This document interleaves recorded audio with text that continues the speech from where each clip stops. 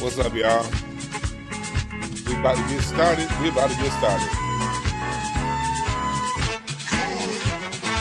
I'm lighting up my incense.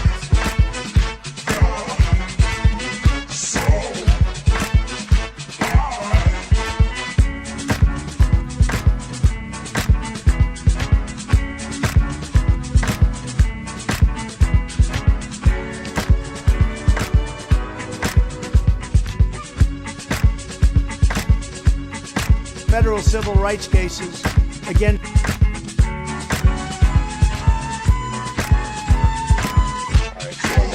We're about to get started.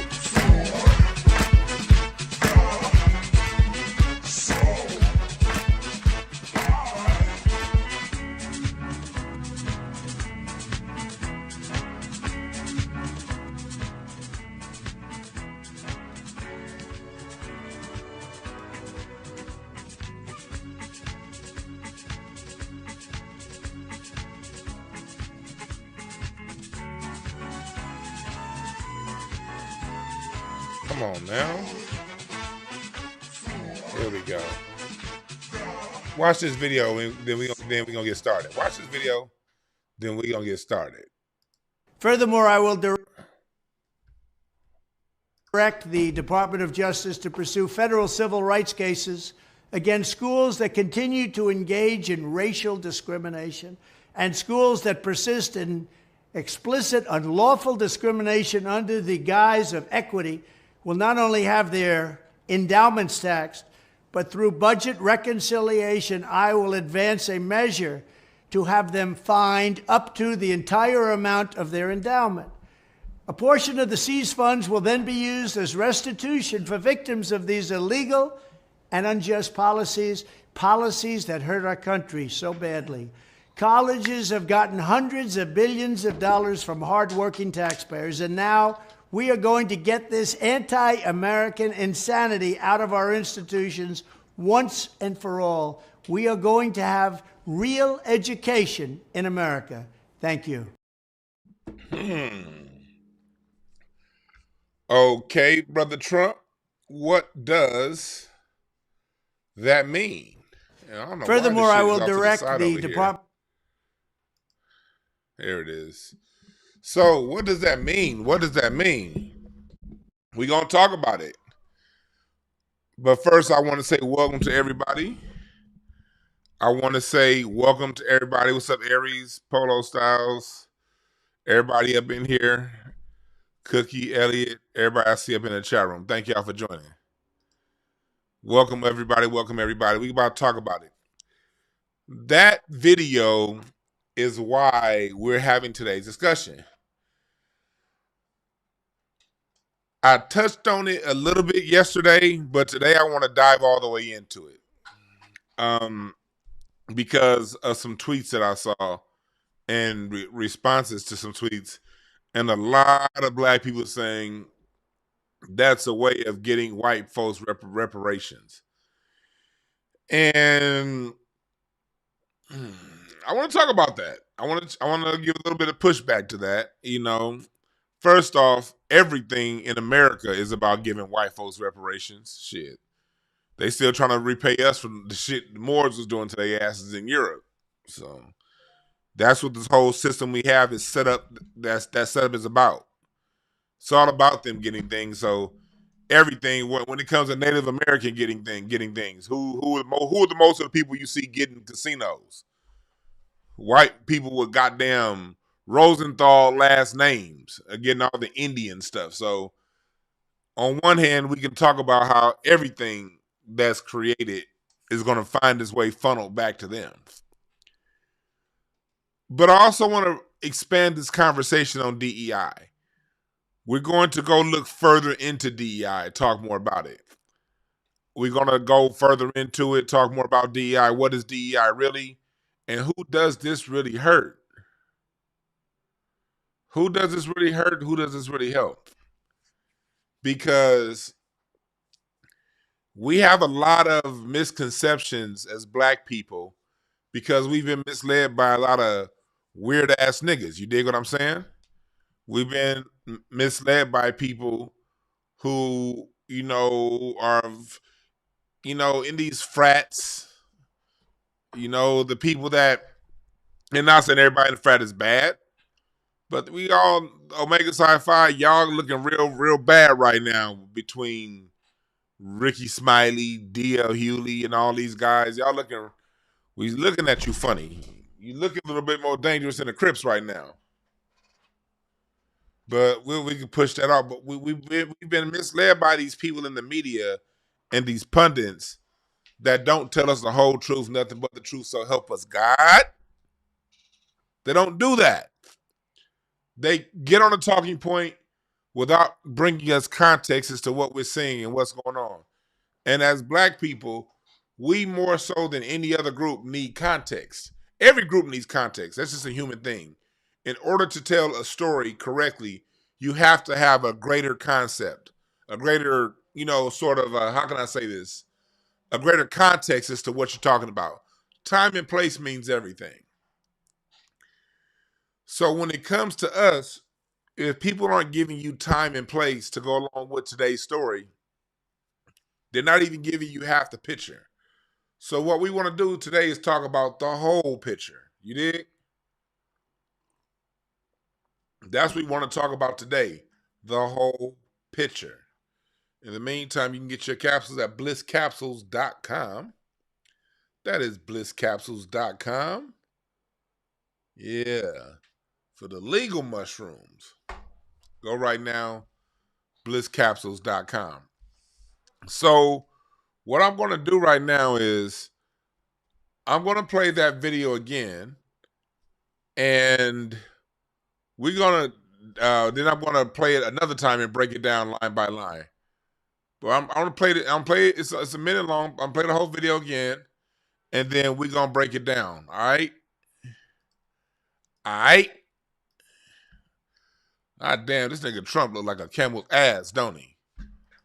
Furthermore, I will direct the Department of Justice to pursue federal civil rights cases against schools that continue to engage in racial discrimination and schools that persist in explicit, unlawful discrimination under the guise of equity will not only have their endowments taxed, but through budget reconciliation, I will advance a measure to have them fined up to the entire amount of their endowment. A portion of the seized funds will then be used as restitution for victims of these illegal and unjust policies that hurt our country so badly. Colleges have gotten hundreds of billions of dollars from hardworking taxpayers, and now we are going to get this anti-American insanity out of our institutions once and for all. We are going to have real education in America. Thank you. Furthermore, I will direct the Department of Justice to pursue federal civil rights cases. So you got it right there. What I don't know if y'all see this, but I see an opportunity. That's what I see. I gotta get some groove music going. There we go. So, no. I want to play. No, I'm gonna play this. Yeah, I'm playing. Yeah, we're gonna play a little bit of that. Play that down underneath, real low. Got that Knights Over Egypt feel to it. But let's get down into it. I see an opportunity. And the opportunity that I see is there's a lot of bullshit, half-truths, and lies that have been getting tossed around. And so much diversion from the truth. I see big picture. What I see here is an opening up of the truth. That's what I see. What we gonna do, I'm gonna break it down and then we're gonna catch us up to today. Let's talk about time and context. Part of the reason why, a major reason why in the world, in America, we're so miseducated is because you have to understand the history of teachers' tenure. Teacher tenure started in the late 1800s, early 1900s with the Rockefeller Trust, with the Rockefellers being in control of places like Harvard, University of Chicago. What they started to do in the late 1800s into the early 1900s was the Rockefellers, they paid for a lot of research to get done, for a lot of books to get written on the truth of America, the truth of Africa, the truth of these different places around the world. What they did, however, was once that information came in, they would, that's why first edition of books are so expensive oftentimes. They will allow first editions to get printed. And then in subsequent editions, they would doctor the information, whiten up Africa, take the blackness out of America. You know what I mean? And in order for professors to keep their jobs, they were offered this thing called teacher's tenure. And in teacher's tenure, if you teach this new history that all of these Negroes here come from Africa, if you teach this new history that there was nobody here in America before the white people got here, because that whole bullshit Columbus story came, trust and believe, after that. Before that, they talked about Columbus, but this was a land of occupied, that was already occupied by people. And that was a well understood, because back in the 1800s, people's parents were frontier pioneers, and they knew when the further they went west, the more people in battles they had to fight. So understanding that these Blackfoot people, these Algonquin people, these Muskogee, Potawatomi, the Mississippian tribes, the Alabama, the Tuscaloosa, these are dark-skinned people. That was well known. Thomas Jefferson said when he fought the war down in Florida, annexing Florida to America right before it got annexed, he called that Seminole War the Negro War. Okay? A lot of this stuff got changed up in the 1800s and the early 1900s. At the same time, people like Walter Plecker were going around and taking black people's names from Indian to Negro and reclassifying us oftentimes. That became the way for you to keep your job. In order for you to get tenure, you have to teach this new history that didn't nobody else ever think about ever before. Until these wealthy oligarchs who were in control of the university system came in and redid things with their new information that they doctored up based in real research. So that's how it started. But overall, American education was awesome. Up until 1969, America had the greatest education system in the world. You could graduate high school being an electrician, a plumber. You knew how to write. In today's world, the average person reads at a second grade level. Back then, newspapers were written at an eighth grade level, because most people could at least conceptualize until then. Up to that. Now you see things are written on a first and second grade level. Nixon in the late 60s pulled the tech, all of the manufacturing style programs out of the schools. They stopped teaching critical thought. They stopped teaching critical thinking. They brought in Scantron testing. You know, the education system, then through Reagan, cut a lot of the education budget.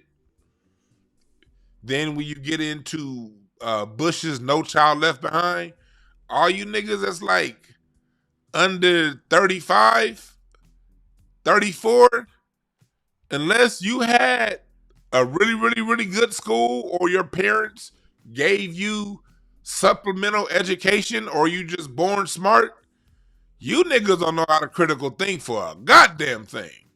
And it ain't your fault. But when Bush came in with No Child Left Behind in 2001, it took the things in schools out that made you critically think. Now, not to say people older than y'all are the best critical thinkers. You can look at right now. You can see this past election and can tell most Americans don't know how to critically think. But if you came in and you were in K through 12 after 2001, they did a number on y'all motherfucking asses. And then y'all that had to go through Common Core math, oh God. If you were a victim of Common Core, they took cursive out. The education system has gotten fucked up. That's big picture. Now let's narrow the scope down to more of what Trump is talking about. Let's narrow the scope down as I turn my motherfucking fan on. Hold on one second, y'all.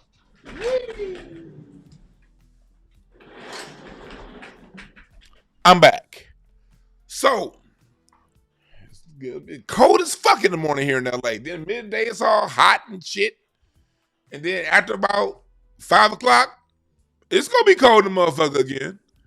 But anyway, so let's narrow the scope down to more of what we're talking about with Trump and the DEI.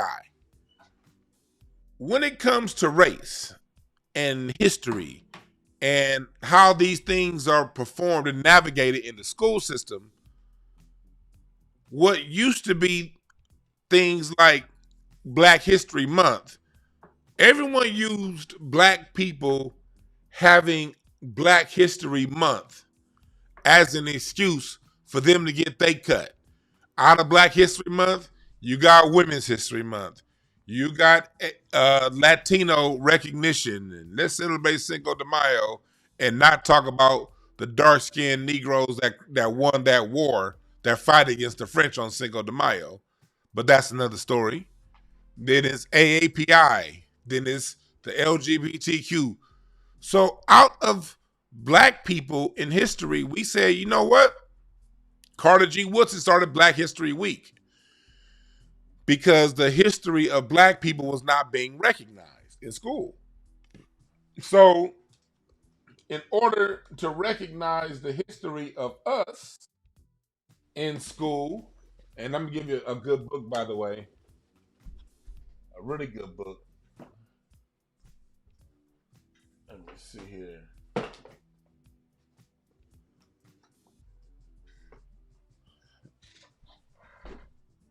This talks a little bit about it, book called Creation of the Media and how propaganda is used worldwide. And how, and they also talk about how jazz, Black music was used to ingratiate America to the world. This right here, talking about modern communications and how America's race played across the world. And this book right here, Jazz and Justice, The Political Economy, is another book that I like to read. And it's talking about, you know, what, like a lot of stuff, what Black people had to go through in order to get our justice. And we did it a lot through our music. And so these are really good books as far as context, time, and place on how America operates, and especially during these critical times that we're talking about.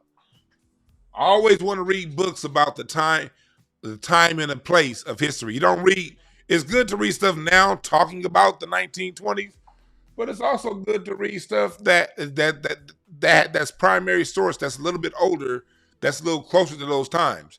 But that's another story. But back to what we're talking about. So in this, what they started to do with Black people is Carter G. Woodson, the father of Black history, created Black History Week between the birthday of Lincoln and Washington. And then that got expanded to Black History Month. And the purpose of that is because the country did not recognize the people who built the country. They didn't recognize Benjamin Banneker. They did not recognize Langston Hughes and Granville T. Woods. And we didn't acknowledge the all the great things that we, you know, Morris and Garrett Morgan. I said Garrett Morris. That's Stan for Martin. We didn't recognize Garrett Morgan and all of these. My great grandfather who invented Alfred Hoggett, who invented the automatic railroad crossing. You don't know these things. So this stuff was created. Black History Month was created out of a real need so that people understood that, hey, in this country, these people weren't just slaves. They built this place literally from the ground up. And it wasn't just our labor. Black people, let me tell you something right now. We shortchange ourselves when we just talk about us being the labor of the country. We were not just the labor of the country. We were also the brains too. George Washington Carver, Benjamin Banneker, it don't get no smarter than those two black men. All right? Benjamin Banneker was the smartest Ben at the time Ben Franklin was alive. All right? Ben Franklin was not as smart as Benjamin Banneker. Okay? The man who designed Washington, D.C. in accordance with the constellation Virgo, nigga. The fuck y'all talking about? We don't even talk about him. It's a whole ass clock in England named after Benjamin Banneker. Benjamin Banneker, America would be no food if it weren't for Benjamin Banneker. When he corrected the calendar and got the seasons right, when he created the Farmer's Almanac for the United States of America. How black Americans not indigenous to this land if we the ones that created the Farmer's Almanac to this land, not the Red Indians? How are we not indigenous to this land if George Washington Carver didn't come 200 years after Benjamin Banneker and create bioengineering? How are we not? We were musicians during the 1700s and the 1800s. We were musicians then too. In the 17 and 1800s. It's just that some of us were free and a lot of us were enslaved. But even the slaves, there were slave musicians. Names like Blind Tom Wiggins. People who were enslaved, but they toured the world doing our music. Our story goes much deeper. And these other groups who participate in a lot of that anti-blackness, these other groups that chose to come to the United States knowing full well how the United States treats non-Anglo-Saxon landowning Protestant white men, knowing how this country treats these people, folks still decided to come to the United States. And then when they got here, they benefited off of what we created, and they made some little creature comforts and caveats for themselves. But when we black people invented the elevator, that was for everybody. When black people invented the cotton gin, that made the country rich. Our inventions were benefits to the greater society, not just black people. When we invented the flushing, the current indoor plumbing, everybody benefits off that. We create these things that the country and the world benefits off of, yet we get no credit. So we had to create a Black History Month to give ourselves credit for what we did here. Not some cultural dance y'all do back at home, which is beautiful, by the way. But yeah, we Americans, we're ethnocentric. We don't care what y'all do at home. Our stuff, our Black History Month was for us here. Hold on one second. There we go. So that's the original basis that I'm basing everything that I say on this today's show off what I just said. I just gave you time, place, and context as to where we're coming from and my argument as to why we ain't got shit to worry about when it comes to what Trump is talking about. Now, everybody else, you probably should be a little bit scared because he's going after y'all shit. But y'all stuff is built on ours, and ours has not been properly addressed. So first things first, and that's no disrespect to any other group. It just is what it is. We at home. So, again, I want to say, what's up, everybody in the chat? Somebody says, I'm not American. Well, if you live in the 48 states, you are. If you feel, and I feel you, brother, I feel you, but if for me, if Africa meant that much, I'd be living there. That's how I feel like about living in LA. We be having all these transports. Man, I'm from Detroit. I'm from nigga, well, take your ass back to Detroit. The fuck you here for? I'll never move out of LA and be living in goddamn Birmingham, Alabama, talking about LA all day. Shit, if I'm in Birmingham, goddamn it, I'm gonna be in Birmingham. If I'm in Vegas, I'm gonna be in Vegas. If I'm in Seattle, I'm gonna be in Seattle. If I'm in Atlanta, see, that's why I ain't moving to Atlanta. You niggas get down too fruity over there. No, it's acceptable to wear size 17 heels in Atlanta. So, being I'm the kind of brother that like to get down where I'm at, I don't know if I can move to Atlanta. But if I'm in Charlotte, I'm gonna do like they do in Charlotte. You dig what I'm saying? How you be somewhere else talking about where you from, nigga? If you don't take your ass back home, shit. If it's that important, move there.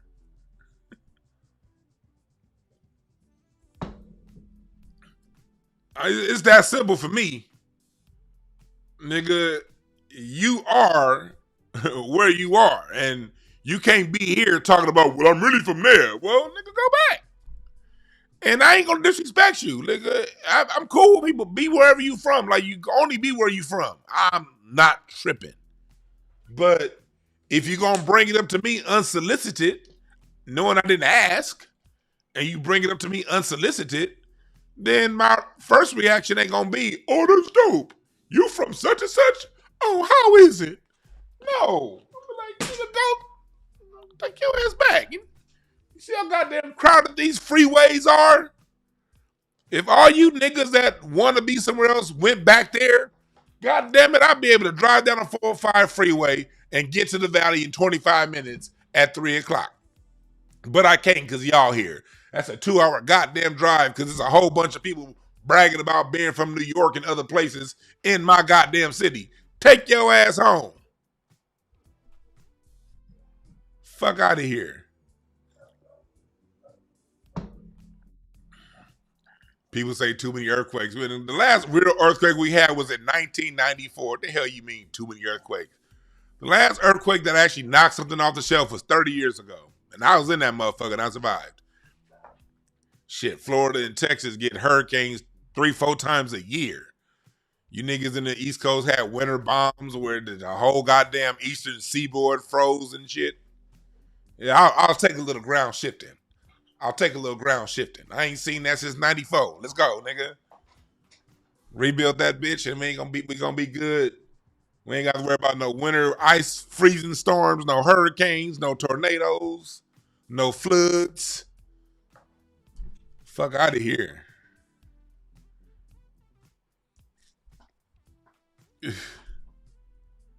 Yeah, see? Somebody said nobody want to be around us anyway. Well, I wish you were right. Why the fuck does 20% of the country live in California then? Truth be told, you like telling the truth, nigga? Tell that truth. Nobody want to be around us, but 20% of the whole goddamn country live in this one state. If you don't sit your ass down, homelessness is coming nationwide. You better watch what's going on here in LA and see what's coming to your city. Shit, people be crazy than motherfucker. Huh. You dig what I'm saying? Oh, you say you was in LA last week? Hell yeah. For me, when I go to other cities, I blend in with that city. When I'm in Philadelphia, nigga, I'm gonna go to the little neo soul spots and go, nigga, whatever city I'm in that city. I ain't got time to be talking about no goddamn in the LA if I'm in somebody else's city. At all. If I'm in your city, fuck out of there. I ain't give a fuck about what's going on in LA if I'm in your city. But you niggas always want to come here telling us what's going on in your city when we don't give a fuck. All right, back to what we're talking about. So let's go down to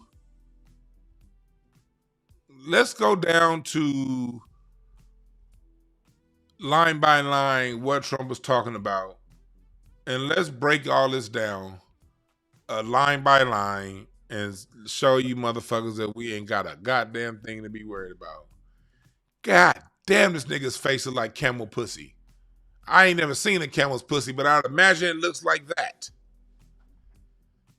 God damn, Trump is an ugly motherfucker. Oh my, how in the hell was he famous on? Like, ladies, y'all was, man, that show you money. Money can buy any goddamn thing. This motherfucker Trump has always been an ugly motherfucker with ugly ass hair. And them ladies he been tearing it up. He been with them like all ladies all through Hollywood and through politics the last 40 years. But that's an ugly motherfucker right there. God damn, that's an ugly ass motherfucker. All right, but let's go. Furthermore, I will direct the Department of Justice to pursue federal civil rights cases against schools that continue to engage in racial discrimination and schools that persist in explicit unlawful discrimination under the guise of equity will not only have their... So let's go to that part. Let's start with that. Under the guise of equity. Let's go back to what Dr. Claude Anderson told us in Black Labor, White Wealth, and also in Powernomics. Dr. Claude Anderson told us back in the 90s, and 30 years later, his words remain true, that civil rights is over. Civil rights is over. It's done. It's a program that's been bastardized way too much. It's a program that's been bastardized way too much. Ron Garcia said, good luck getting reparations from Donald Trump. Let me tell you what our reparations is going to be, Ron Garcia. Your family that don't belong here, that came here illegally, going there and taking their asses back home. That's good enough for right now when it comes to reparations. All right, Mr. Ron Garcia, your family that's here, that came here illegally, their asses got to go back they got to go back to Chihuahua. That's good enough reparations for the next 4 years. Peace. Back to what we're talking about. So when it comes down to it, civil rights is done. They've been using civil rights for everything other than black people. And y'all make sure you hit the Cash App, $sign Dewan B1. Appreciate the Cash App Chase. I was also from Chase. I thought it was a bank. Nah, I got a Cash App from Chase. Appreciate that. So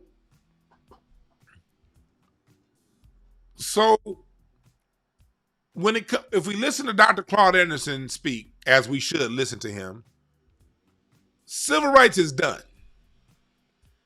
And this goes back to the civil rights legislation of 1868.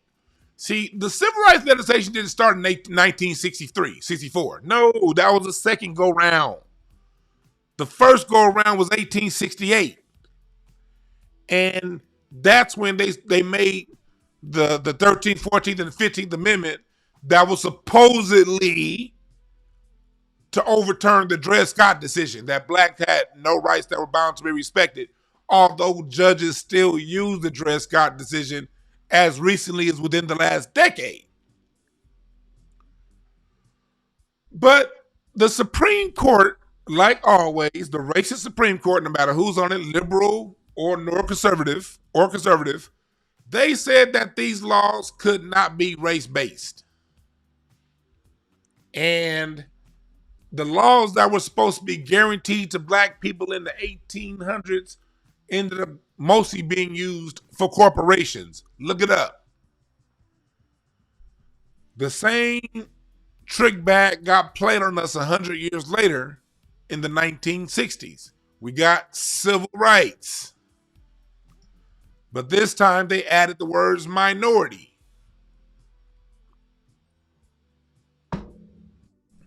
And through adding the word minority, it again, civil rights became something that no longer helps black people. So civil rights turned into this thing that helps everybody but black people. That's what civil rights ended up becoming. So like 30 years ago, Dr. Claude Anderson predicted this. Civil rights is done. And furthermore, corporations ended up getting human rights in 1977 based off of civil rights legislation. So this whole new DEI thing, inclusion is another word for minority. Minority is a code word for anybody not white, male, and not black.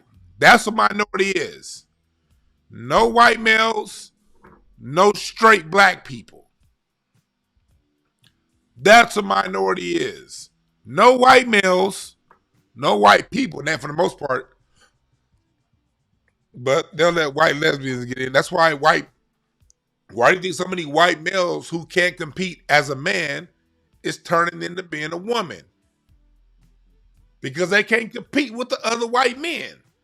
So they want to feel included too. So civil rights became a thing for them, not for us. So right now, during this time that white men like Trump are very angry, and Trump has the ear for white men, because white men and white people in general know, like Ann Coulter said, even Ann Coulter said, the only people with a legitimate gripe against this country are black Americans. Let me see if I can find that. Let me see if I can find that. Hold on one second. Let me see. Let me see if I can find that video. Let me see if I can find that video. No, that's not it.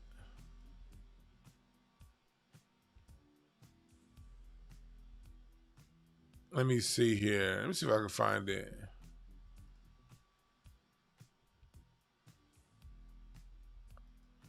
Was it here? Because this white chick, and I don't fuck with Ann Coulter at all. So don't be one of them weird coon ass niggas just because a white person says something you like. You be like, oh, they cool. Ann Coulter still ain't shit. All right? You coon ass niggas out there who are like that. Just because a white person say something that you like, nigga, you take it for what it is and you move on. A lot of you dumb niggas be like, oh, we're invited to the barbecue. Let me see if I can find it. Here it is. 51, you write that various groups, feminists, gay rights groups, and those who are defending immigrants have commandeered the black civil rights experience. Yes. What do you mean by that? Yes, I'm glad you asked that, because I think it's one of the most important points of the book. I mean, I think the way liberals have treated blacks like children, and many of their policies have been harmful to blacks, at least they got the beneficiary group right. We do have to, we shouldn't. There is the legacy of slavery and Jim Crow laws. We don't owe the homeless. We don't owe feminists. We don't owe women who are desirous of having abortions, but or gays who want to get married to one another. That's what civil rights has become for much of the left. They dropped the blacks after 5 minutes. Immigrant rights are not civil rights? No, I think civil rights are for blacks. See, this is essentially the problem, and the Republicans See that? They understand this. Now, people like Coulter, they'll use it as leverage when they want to fight with other white people, and that's fine. But trust and believe they understand this. And then here comes the liberal. See, this for all these people who be like, well, Trump ain't the answer. Look, I don't mind conservatives. Because I'm from LA, nigga. You know I deal with these fucking liberals all day. And these motherfuckers are most of the time downright more racist than the conservative rednecks. They both racist. But this guy right here, these are the kind of Democrats, these are the kind of white folks we got to deal with here in LA. And Coulter, I can deal with a white woman like her. I know where she stands. And she know where I stand. But being from California, y'all be thinking, well, Trump, nigga, I look forward to an open white supremacist. That shit, I like the way black people react when we have a known threat versus an unknown threat like this dickhead right here. Listen to him in his argument. We done to the immigrants. We owe black people something. We have a legacy of slavery. Immigrants haven't even been in this country. But you see, most of us are either immigrants or... See? Even the white, look, you see how it is? They're the immigrants, not us. Let's go back to this dickhead. Haven't even been in this country. But you see, most of us are either immigrants or are the descendants of immigrants, and well, we understand that not everybody. There are Native Americans in, but we understand in this country. We understand in this country that kind of self-deportation, making things so difficult for immigrants, for undocumented immigrants, that they have to leave, or the DREAM Act, vetoing, threatening to veto the DREAM Act, which is what Romney has said. I mean, and again, we have Governor Romney, who is basically taking a position that is anti a large and the fastest growing segment of the electorate. And here's the thing, if Republicans don't do something with immigration, and if Republicans are so far away from Latinos, they're going to lose not only this election, they might lose the White House for generations. This is 10 years ago, by the way. I think it's like 2012. And Texas returned that's why the from Democrats red to blue. are dropping the blacks and moving on to the They're not Hispanics dropping the because they're a blacks. They're not larger group of Hispanics now. But could I just say to Jorge, I hate to disagree with you when you're attacking President Obama, but I think the point on immigration is you can have open borders or you can have a welfare state. You cannot have both. This is 12 years ago. They talking about what we're going to do right now, but look what happened 12 years later. The Latinos defected to Republicans. But let's go back to what Coulter said. Comment. Well, no, I don't have to go back and play it. But they'll even tell you that the only people that it was the immigrant white dude that was over here trying to push back. But Coulter, the old school white supremacist, she knows. She knows. So let's go back to this fake tooth fuck right here, Donald Trump. But I hate when people be coming up in here talking about something, well, Trump ain't gonna, well, shut the fuck up then. Well, Trump is better than Kamala, I'll tell you that goddamn much.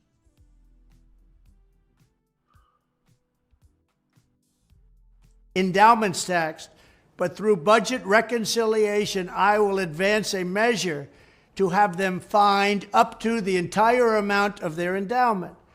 A portion of the seized funds will then be used as restitution for victims of these illegal and unjust policies that hurt our country so badly. Colleges have gotten hundreds of billions of dollars from hardworking taxpayers, and now we are going to get this anti-American insanity out of our institutions once and for all. We are going to have real education in America. Thank you. So that part he said right there about whites, about people, not whites, about people being able to get restitution, that's the part that folks like to say, oh, white folks is going to get reparations. No. This is an opportunity for us as black people because we do have legitimate history that is omitted and is omitted based on color.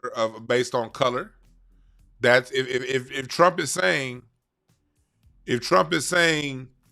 you can sue the endowment based off of it not reporting history correctly or teaching things correctly, we got that shit built in the cake just off the way education is done.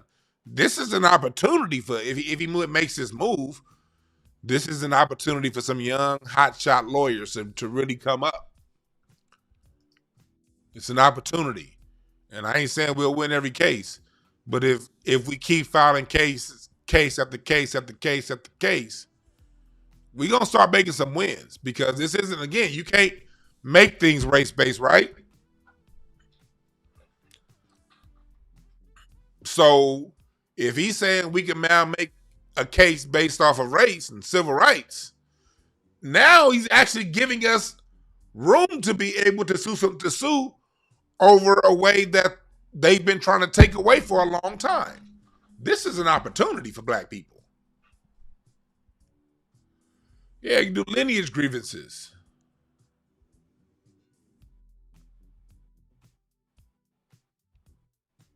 But look at DEI. What is DEI? And I know because of my company, I do anti-black racism training, but I've done some DEI work before at my last job when I was doing some trainings. And I'm going to tell you right now, DEI is a big crock of bullshit, all right? It takes a lot of things that sound good, but it basically makes everybody sensitive and not be who you are, which causes an even more contentious work environment, because if you suppress something, it's going to come out, and it's generally going to come out at the wrong time in the wrong way. Improving engagement. All of these things are great on the surface level, improving engagements. And this is from Cornell University. This is the Cornell University certificate of DEI certificate course. Counteracting unconscious bias. Diversity, equity, and inclusion at work. Fostering an inclusive climate. And diversity, equity, and inclusion symposium. All of these things are good in the vacuum. They're great ideas. We do need to learn how to improve engagement. The issue is, if you're going to improve engagement, improving engagement has more to do with people being self-conscious of who they are than being conscious of who they're talking to. Because if you make everything you talk about or do based off what you appear somebody else to be, you're going to go into a whole nother level of racism. You can't judge people based off how they look and create programs based off of, oh, I'm interacting with this person, that person, and this one. No, you got to be a strong you. And that's what I teach. How to understand who you are. And there's a general way to talk in workplace environments, but don't think you're doing somebody a favor by studying their culture or thinking you studying their culture and doing something to adapt to their culture. That can generally be more offensive than if you just say hi versus trying to say some shit in their language or some shit. People don't like being patronized. And that goes for you white folks when it comes to us black folks. And you Mexicans and everybody's non-black. Y'all like coming to us with goddamn talking about rap lines and shit, trying to, hey, yo, bro, and all that. Man, just shake my hand and get the fuck out of my face. All this inclusion shit generally takes everyone's personality away. You can't say nothing right. You can't do anything. And you end up generally offending people more than had you not heard anything in these sorry-ass trainings. So right now we're in a world, in the corporate world, in a world right now where people are tired of the fake shit. You be having, like here in LA, I remember I went to one DEI training here at my last job. Had a racist ass Mexican lady and a racist ass Asian lady doing the DEI training. I remember all the black employees looking like, hold on. Everybody know these two bitches ain't shit. What?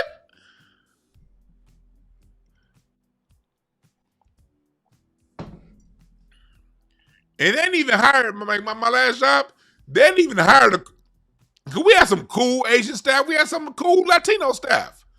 But not the two that they hired for that job. We was like, what?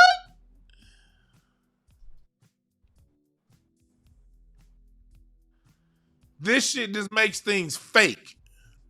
And you don't solve things through fakeness. You don't solve issues through being fake.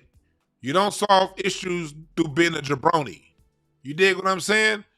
You don't solve issues by doing some hodgepodge bullshit nonsense. You solve issues through truth and facts and being real.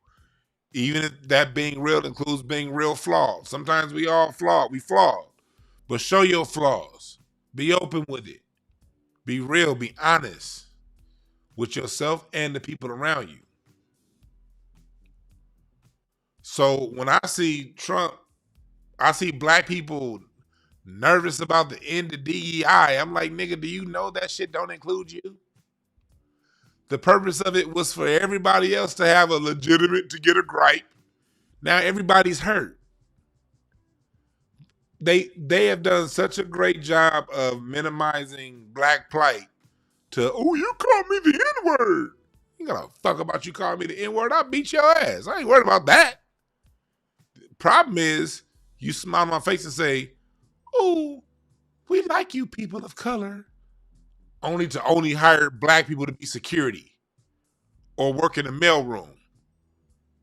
But when it comes to the promotions to get the higher paying jobs and to getting well qualified black people with bachelor's and master's degree to get them a job that pay $130,000 a year that they're well qualified to do, now all of a sudden it's ooh, you might be overqualified for this job. So, but you know, I hate to insult you, but we do have a job in the mailroom. That's what we get.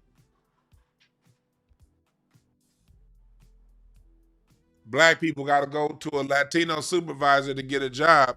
I know somebody. I heard from one of my listeners that told me they trying to get a job out here in LA and they have that same job where they are. They're trying to get a job out here doing the same thing, and the Latinos won't let them transfer over to LA doing the same goddamn job. And they got job openings. That's the worst part about it. We do the same fucking job. It's in a different city. Got job openings. But they don't want them. That's the harm of DEI. It got everybody crying and complaining, but everybody still get to be anti-black.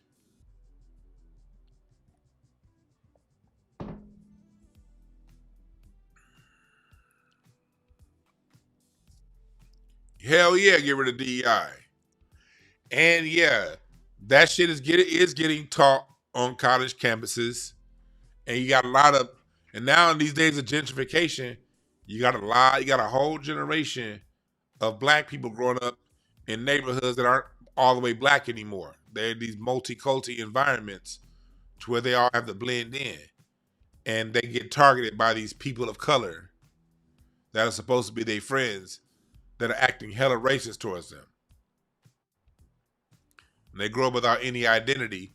Then they got to go to college and hear the same bullshit. Feeling in their heart and their heart and their soul that they're living a different experience, but that shit's getting reinforced in college. Nah, homeboy.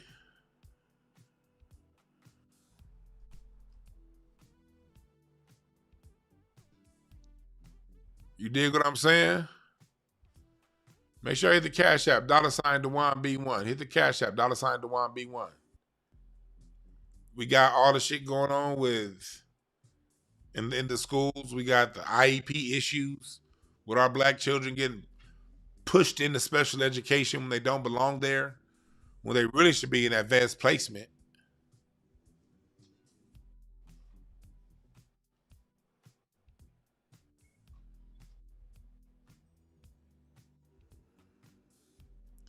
We got to see the game for what it is, folks.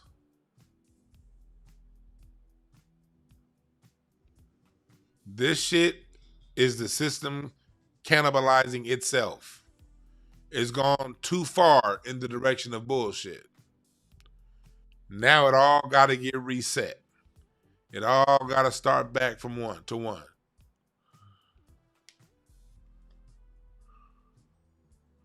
It all got to come back for one. And get on my email list at DewanB.com.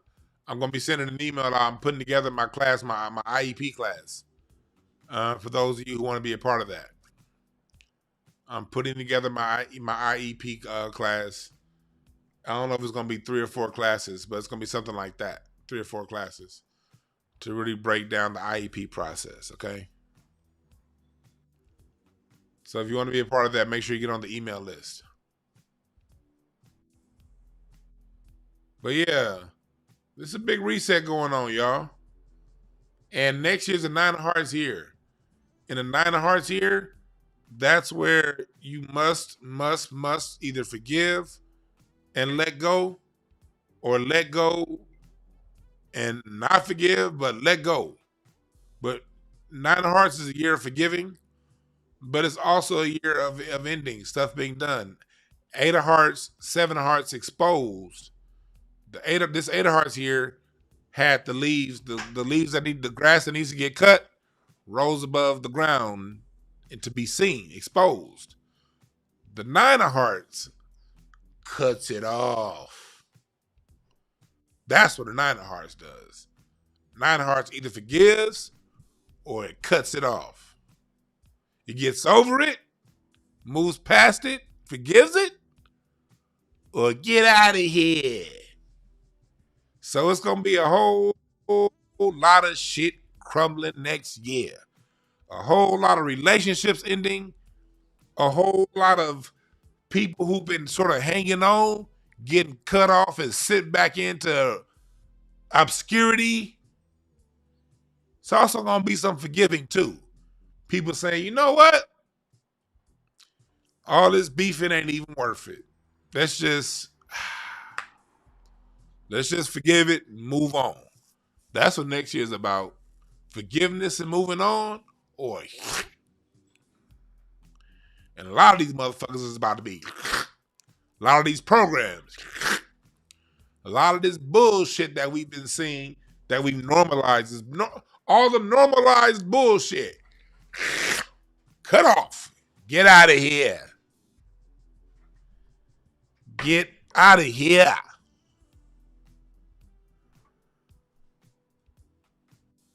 You did?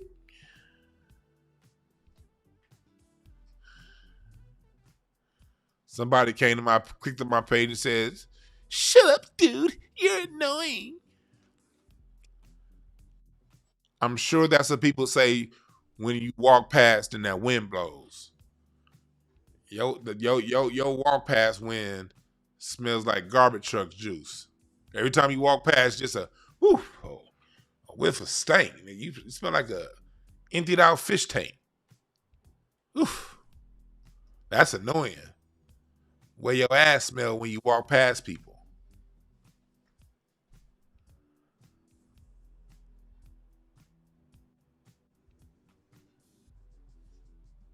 Hell yeah, Colin, they're getting thrown back into obscurity, yeah. Man, it's that time, y'all. We ain't got time to be over here. We do not have time to be fucking around with these people. We do not have time for it. We do not have time for it. We do not have time for it. These people have to hold their own nuts, as we've been saying. Here, oh shit. You've been hearing all these people coming in, piggybacking off black plight, and that's what Trump is doing. This move Trump is making is saying, hold on. Like what Coulter said in that video. Y'all other motherfuckers ain't got a gripe. Y'all other people ain't got a gripe. You chose. Later, I think he looked at it with his fellow. Or your parents chose to come here.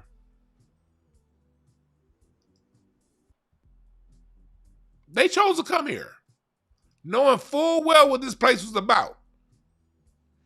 And when they got here, they got benefits built off the backs of the people that they know were screwed over before they got here. You have nothing to complain about. If it's that bad, like you New York niggas living in Atlanta, you can go home. All right? If it's that bad, you can go home.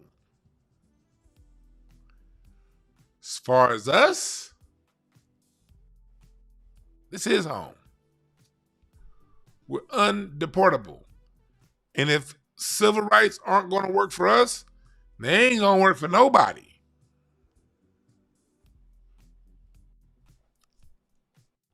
So what has Trump done?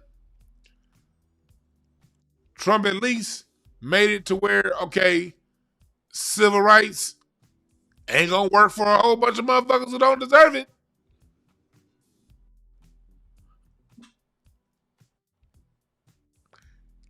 What we need anyway is human rights. Rights for everybody. If you're born and you have a pulse, these are your guaranteed rights, regardless of race, creed, color, sexual orientation, or anything else. That's what we really need. Just to where there's a flat, this law is equally enforced on everybody across the board. Whether you're wealthy, poor, rich, white, black, whatever you are, that's what we need. But this country has not evolved to that point yet. So since we're not there to where everybody gets equal rights, everybody's civil rights are in question. Because black people's civil rights have always been in question. Our history has always been not taught.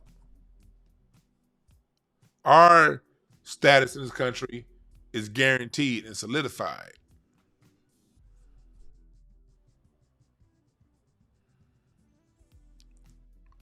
All right. Thank y'all again for listening.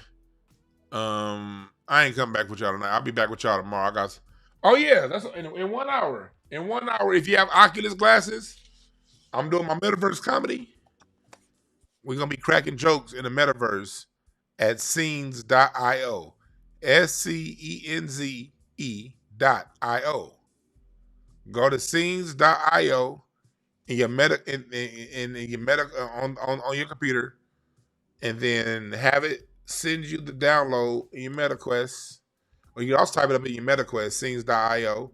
You can download the app, and you will see me in the comedy verse at 4:20 today.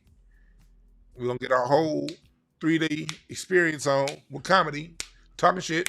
All right. That is in 1 hour on Scenes. Let me show y'all something real quick. Right here. Go here. And then you can, I'm not about to give you niggas my metaverse wallet. But you go here and you can come in. You can explore the world. Digital Underground got a world. This is my world right here. My stand-up. Slink. Rich the Kid. Rich the Kid's up in here. We got a lot going on. So make sure you download the app. All right? And go to DewanB.com for your t-shirts. Book your readings at breakthroughcards.com. All of that stuff is in the description, all right? All right? Thank y'all again for listening. And remember, there are no perfect messengers. Only perfect message is for those willing to pick up the game. I'm out.